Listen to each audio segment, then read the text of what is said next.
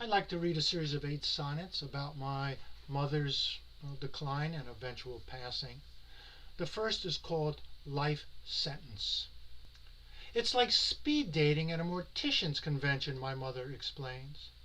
The first sentence must awe, wow, or shock, entertain, or risk a reader's waning attention before truth's modest list of achievements. It's only now I understand that the creative writing seminar I insisted she join at the assisted living facility, Elevator to Heaven, has cast her as entrepreneur and God as venture capitalist. 60 seconds to make her eternal pitch, as though even the afterlife can't improve upon our uninspired dreams of everlasting success. Enough plot or too literary, she asks, reading from her initial draft, which seems a peculiar question while composing one's obituary. But for now, she's alert and focused as she revises text, laboring her life into art, undeterred by what comes next. Horse cure. A horse cure is what Munch called it when he scattered his canvases outside in the snow, or set them under the blazing sun, their resilience tested like Spartan children blindfolded in foreign pastures, forced to find their way home. Framed by her picture window, I see my mother at 93, stretched out on a chaise lounge in the South Florida heat, and I can imagine how the colors in those paintings faded over time until scarcely an outline remained, but their power preserved like the soul's energy after the body's death. Today, as I gather together the stacks of books I've read but barely remember, and set them back on my mind's shelf next to the volumes of poems faithlessly abandoned, I wonder if maybe this life is less about survival of the fittest than each of us finding our own horse cure, that immaculate moment when we put down the brush and allow luck or chance to take control. I watch now as my mother sets aside her newspaper and pencil, struggling dizzily to her feet, untroubled by phrases left unfinished, the puzzle incomplete. What my mother remembers Memorial Day. Me, as of today, and my wife when we're together. Both kids, though not whose kids they are. The once bright patterned Picasso kitchen wallpaper with its slapdash daubs of blue and yellow. Mostly she's haunting her teenaged self. She lowers both eyelids to better remember a scene, although the plot is long forgotten, as if her life were God's first draft and only random passages remain. Suddenly she laughs, recollecting the mixed-up letters, my father's folded aerogram addressed to her fiancé stationed overseas, my existence based on that single error. Her marriage is ever present, but she can't recall her husband's murder. It takes a lifetime, Picasso said, to learn to splatter like a child. Mistakes once mattered, but memory must be the narrative she's rearranged now that she can no longer color within lines. She has no quarrel anymore with time.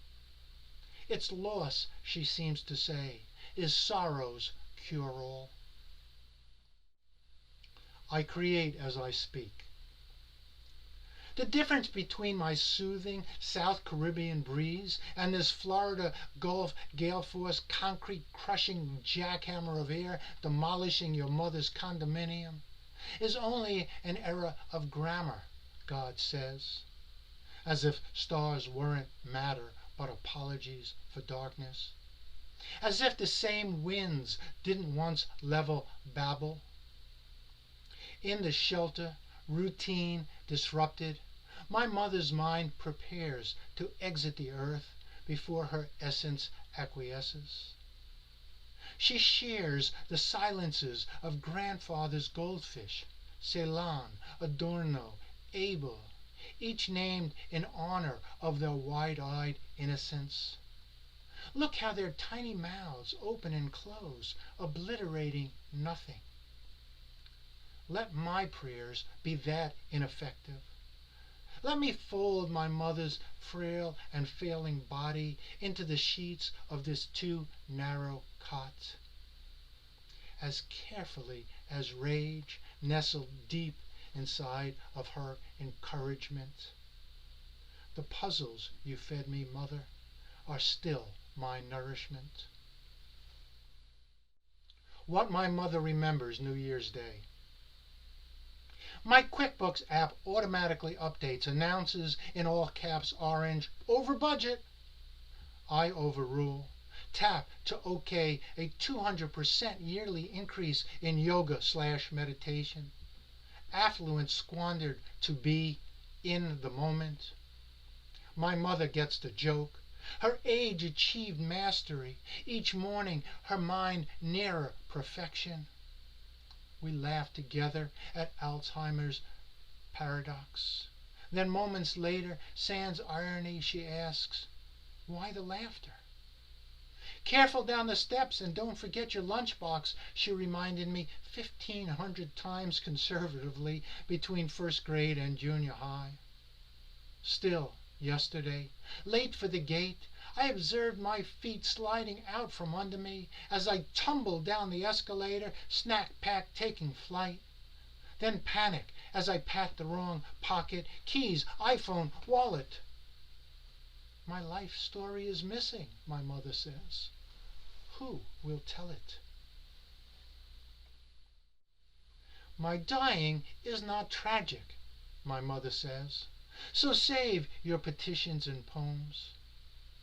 If any God is listening to her recitation of fanatical faith in the existence of no God, I entreat them to not misinterpret acquiescence as contentment. I will not, she mocks, resurrect in a graveyard, nor haunt your waking dreams. Every second, she explains, more than 100 humans die. 600 since I said that last sentence. There will never be justice for those murdered children or their parents forever suffering unspeakable pain. I'm in her hospital room, the TV blaring another school shooting, officials offering thoughts and prayers. My dying is not tragic, my mother repeats, adding, as if awed by nature's mathematics. My heart beat its wing 4 billion times. She's computing pulses per minute times years. Outside her window, a hummingbird hovers. Miraculous, she whispers, as if sanctifying that word. Lucky. Lucky, the neighbor's kid says, seeing my daughter's running shoes, 5-fingered like gloves, lined up by the front door. Lucky, my daughter says, after my mother died at 94 and 3 days later, my dog. Your daughter sure kept me on my toes, my mother once murmured. I'm dead tired. She's not tired anymore, is what my daughter meant. Everybody's mother is either dead or will be. You're not so special, was another of my mother's sayings. You are so special, is what I heard, no matter how many times she repeated herself. Blessed is the retriever rolling over at the farm stand to scratch its back after a treat. Who wouldn't want belly rubs before a heart attack sends them trotting through heaven's clover? I escaped Auschwitz, I told my mother once, play acting. Lucky there is no God, she says now. Lucky there is only eternity. Unveiling. At the university in Tel Aviv, the scientists have printed a miniature human heart. 3D, rabbit-sized, but replete, the researcher used her own cells, with blood vessels, mitral valves, ventricles, cover. When my mother's muscles stopped beating moments after I gave the surgical center my written non-intervention permission, I became aware for the first time of the warren of my body, its escape routes and artificial enclosures. No soul but soil, my mother taught, and it stuck. Afterlife of neither God nor prayer, but pebble, mud, dirt. And yet, 1 year to the day, my sister and I gather graveside to recite, transliterated, the mourner's Kaddish, after divesting the monument of its covering cloth. Ritual complete, we fold into vehicles, 2 emergency medical cooler torsos, transporting home our holy, temporary hearts.